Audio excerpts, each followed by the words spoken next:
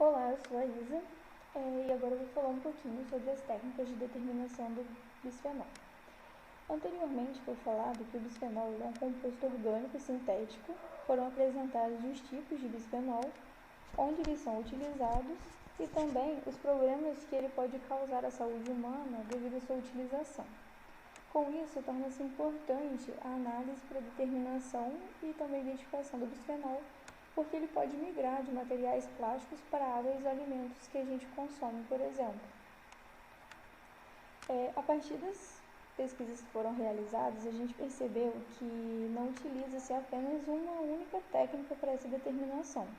Geralmente, são utilizados um conjunto de técnicas para essa determinação do bisfenol, e ela é dificultada pela variedade de matrizes em que ele é encontrado. A maioria dos métodos para a determinação do bisfenol utiliza alguma técnica de extração, tanto para eliminar a interferência da matriz onde ele foi encontrado, quanto para pré-concentrar o analito. E após esse procedimento da extração é que de fato as amostras são analisadas. Com isso, a gente tem aqui alguns exemplos de técnicas de extração. Nós temos a extração em fase sólida, a extração com carvão ativado, a extração com solvente, a microextração em fase sólida, a extração sortiva em barra de agitação, a extração micelar com abativa e a extração líquido-líquido.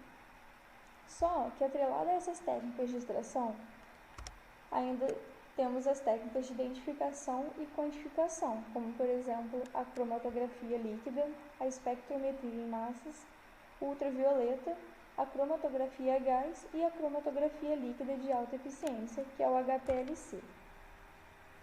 Bom, foi selecionado um trabalho de conclusão de curso, publicado em 2016, para análise da água proveniente de galões de policarbonato, para exemplificar o processo de determinação do bisfenol nesse trabalho. Para determinar o bisfenol, eles sugeriram uma metodologia analítica que se iniciou com a coleta de amostras. Foram coletadas 4 amostras de um mesmo galão de água, só que a primeira amostra ela foi coletada logo após o invase. A segunda amostra foi coletada após 30 dias, a terceira amostra após 60 dias e a quarta amostra após 80 dias. Seguido disso, eles sugerem a limpeza de vidrarias, para evitar a ação de interferência. Então, sobre as condições cromatográficas, a análise ela é feita no HPLC, onde a fase móvel que é utilizada é constituída de metanol e água ultrapura. Seguido disso, tem-se a curva analítica e os parâmetros de mérito. O desempenho do HPLC é avaliado com uma solução padrão do analito. Então, a curva ela vai ser traçada partindo da solução padrão de bisfenol com uma concentração conhecida. No caso, essa solução padrão ela é feita no laboratório. E por último, tem a extração do analito. Essa extração ela é realizada através da extração líquido-líquido. Nesse caso, utiliza-se como solvente o diclorometano. E algumas etapas são realizadas. Inicialmente, você adiciona o solvente, no caso o diclorometano com água, e homogeneiza a amostra num vórtex, que é esse equipamento, que inclusive a gente tem na faculdade. Então, deve-se levar o analito para uma estufa com a finalidade de evaporar o solvente.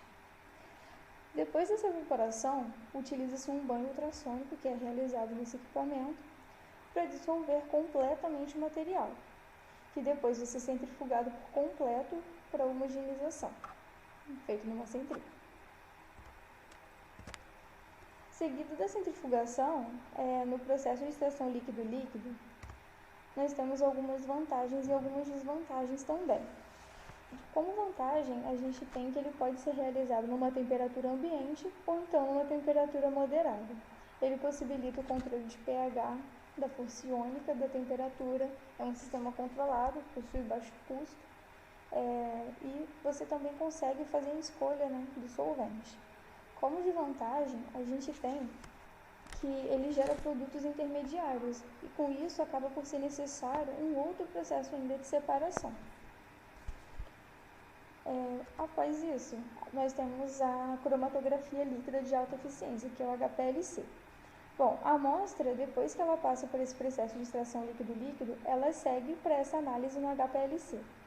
e ele é um tipo de cromatografia que tem como princípio a separação de misturas. Só que como que isso é feito? Nesse caso, é utilizado um equipamento, que é o HPLC, um cromatógrafo líquido, que está representado aqui nesse esquema. Bom, ele é constituído da fase móvel, que está aqui, e então ele passa por uma bomba e em seguida é feita a injeção da amostra. Após a injeção da amostra, ela segue para essa coluna aqui, coluna cromatográfica, e então ela passa pelo detector. Esse detector ele pode ser ultravioleta, fluorescente ou então de espectrofotometria de massa. E, seguido disso, ele passa então para um sistema de aquisição de dados e os resíduos são descartados. Esse sistema de aquisição de dados é o que vai definir, na verdade, a precisão dos picos que são gerados nesse cromatograma.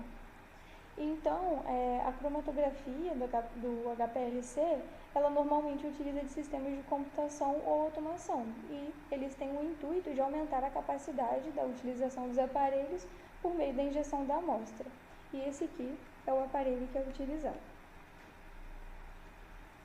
Só que o HPLC, assim como a extração líquido-líquido, ele também tem algumas vantagens, como, por exemplo, a sensibilidade, a versatilidade, um menor tempo de análise e uma alta resolução. Mas, em contrapartida, tem algumas desvantagens, como, por exemplo, instrumentação de alto custo, o alto custo de operação e também exige uma experiência de manuseio. Esse processo que foi utilizado para a determinação de bisfenol em águas estocadas em galões de policarbonato tiveram alguns resultados bastante interessantes e bem importantes também. As amostras que foram analisadas nesse trabalho, elas tiveram uma concentração em microgramas por ml de bisfenol, conforme essa tabela aqui. Como a gente pode ver, a amostra A1 foi a primeira amostra a ser colhida, no caso, logo em seguida do invase. E ela tem uma concentração de 0,1 mg por litro de bisfenol. Aqui no gráfico do cromatograma de comparação das amostras da água mineral após essa extração, a gente pode ver aqui que a primeira amostra, ela está aqui, ó, essa linhazinha verdinha, e ela tem concentração de 0,1. Depois disso, a gente pode notar que a amostra número 2, que foi colhida após 30 dias, ela tem uma concentração em miligramas por litro de 4,35. E a gente pode ver aqui, ela é essa curva rosa. Então, a gente pode notar que ela já teve um aumento significante. A amostra 3, ela teve uma concentração em miligramas por litro de 13,54 e corresponde a essa linha azul. Essa curva azul, em relação à curva rosa e à curva verdinha, ela foi muito maior. E a amostra 4, por último, ela teve uma concentração em miligramas por litro de 32,82 de bisfenol. Então, aqui é essa curva vermelha.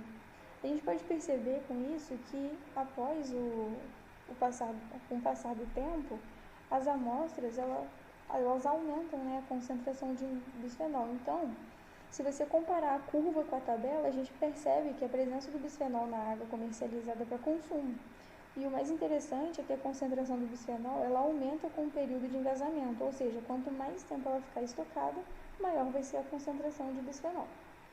Bom, outra coisa importante que vocês devem ter notado foi a utilização dessas duas figuras aqui, lado a lado, e isso foi proposital. O bisfenol ele está presente em embalagens plásticas, por exemplo. Ao armazenar esses alimentos, ou então as águas nessas embalagens, acaba que a gente provoca a migração do bisfenol para os conteúdos do nosso consumo. Com isso, algumas indústrias, como por exemplo a Sanremo, já adotaram algumas políticas dessa logo aqui. E o que isso significa? Livre de bisfenol.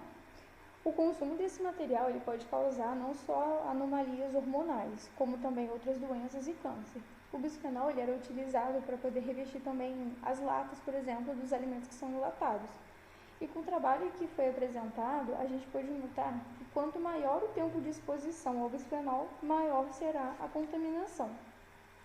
E, além disso, quando as indústrias não tratam seus resíduos de forma correta, esses são despejados nos ambientes aquáticos, e isso acaba também por contaminar os peixes e os crustáceos, que são fontes também de alimento, e isso acaba por tornar outra via de contaminação do ser humano, necessitando de tratamento das águas. E com isso foi só.